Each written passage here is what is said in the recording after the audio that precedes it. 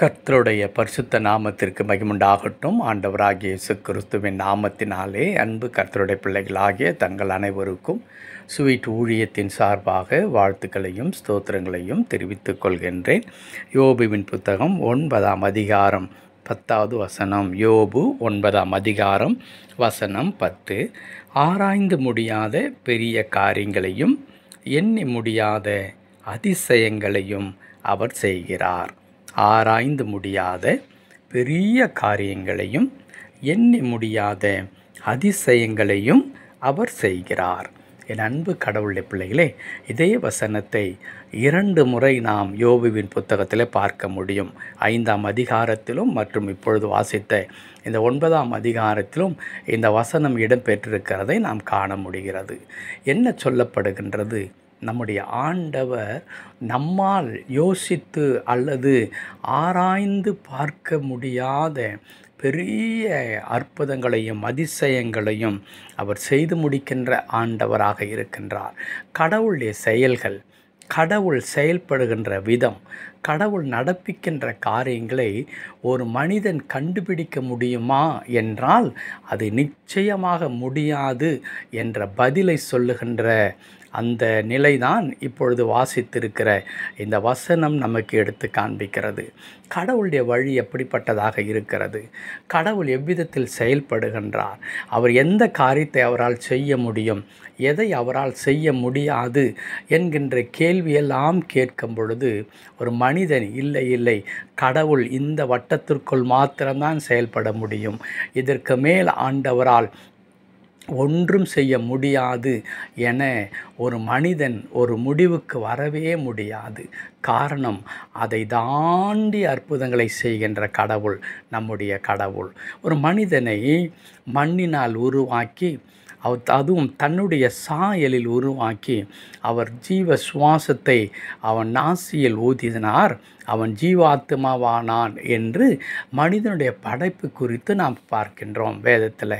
ஆனால் இன்றைக்கு மனிதனுடைய சரீரத்தில் இயங்கி கொண்டிருக்கிறதான ஒவ்வொரு உறுப்புகள், அங்கே இருக்கிறதான மற்ற நரம்புகள், இரத்தம் போன்ற ஒவ்வொன்றிய செயல்பாடுகளை இன்றைக்கு நாம் முழுமையாக ஆராய்ந்து பார்க்க முடிகிறதா என்றால் இன்றைக்கும் மருத்துவ உலகம் வியப்பாகத்தான் பார்த்து கொண்டிருக்கிறது மனித உடலின் செயல்பாட்டை.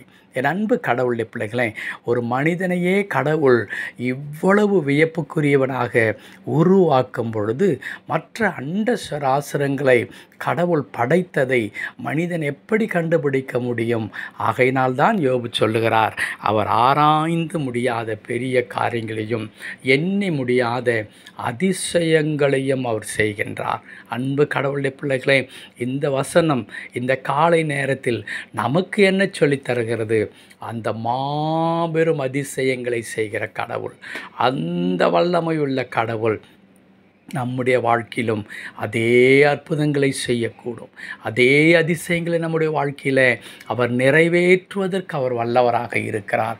ஆகையினால்தான் நம்முடைய வாழ்க்கையில் இருக்கிற தேவைகள், பிரச்சனைகள், நமக்கு இருக்கிறதான அந்த கண்ணீரின் பாதைகள் ஆகியவற்றை நாம் பார்க்கும் பொழுது இதிலிருந்தெல்லாம் நான் மீண்டு வருவதற்கு எனக்கு வழியே இல்லை என்ற முடிவுக்கு நாம் வந்து விடுகிறோம். ஏனென்றால் அந்த பிரச்சனைகளும் அந்த கண்ணீரின் பாதைகளும் அவ்வளவு பயங்கரமான ஒன்றாக அது நம்முடைய வாழ்க்கையில் இருந்து கொண்டிருக்கிறது. ஆனால் அதையே கடவுளிடத்தில் அர்ப்பணிக்கும் பொழுது கடவுளுடைய வல்லமையோடு கூட நம்முடைய பிரச்சனையை அணுகுவோமானால் அது எப்படிப்பட்டதாக இருக்கிறது?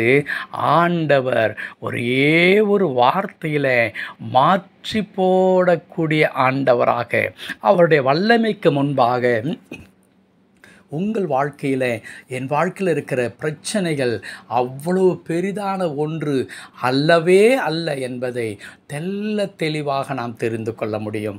ஆம், அந்த பயங்கரங்களை நடப்பிக்கின்ற கடவுள், அற்புதங்களை செய்கின்ற கடவுள் நம்முடைய கடவுளாக இருக்கிறார். ஆராய்ந்து முடியாத பெரிய காரியங்களையும் எண்ணி முடியாத அதிசயங்களையும் செய்கிறவர் என்ற அனுபவத்தை, இந்த பிரமிக்கத்தக்கதான அந்த அனுபவத்தை யோபுவின் வாழ்க்கையில் செய்த கடவுள் தாமே நம்முடைய வாழ்க்கையிலும் செய்வார். ஆகையால் என் அன்பு கடவுளுடைய பிள்ளைகளே, இன்றைக்கு பிரச்சனைகள் முள் போல் நம்மை குத்துகிறது தான், அது கண்ணீரின் பாதையாக இருக்கிறது தான், அது மீண்டு வர முடியாத ஒரு புதைக்குழியை போல இன்றைக்கு நம்மை ஒவ்வொரு நாளும் அது அமிழ்த்தி கொண்டே இருக்கிறது தான். ஆனால் என் இயேசுவுடைய கரம், அது அற்புதங்களை செய்த கரம், அது ஆராய்ந்து முடியாத பெரிய காரியங்களை செய்த கரம்.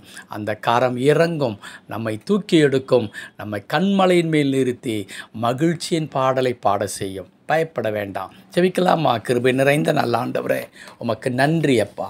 இப்படி நேசக்காரத்தில் எங்களை அர்ப்பணிக்கிறோம். ஆம், நீர் பெரிய காரியங்களை செய்கிறவர். எங்கள் வாழ்க்கையை செய்தருளும். மீட்பர் நாமத்தில் பிதாவே. ஆமென், ஆமென்.